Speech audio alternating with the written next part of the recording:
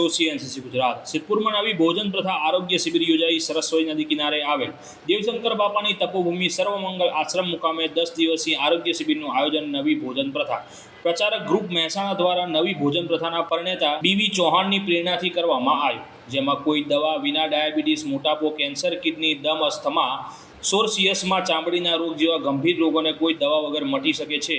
આવા રોગ નવી ભોજનશૈલી અપનાવવાથી, ખાનપાન ભોજનશૈલી બદલવાથી આ પ્રોગ્રામમાં વક્તા નરહરિભાઈ પંડ્યા મોટિવેશનલ સ્પીકર દ્વારા માર્ગદર્શન આપવામાં આવ્યું.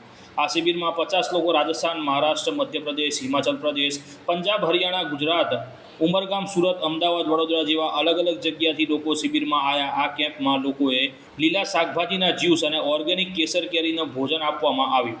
આ શિબિરનું આયોજન ભગવતી પ્રસાદ પાઠક, દાદા રતિલાલ મોદી, કેશુભાઈ પરમાર, દરજીભાઈએ સહયોગ આપ્યો હતો. રિપોર્ટર ધ્રુવ કુમાર દવે, સિદ્ધપુર.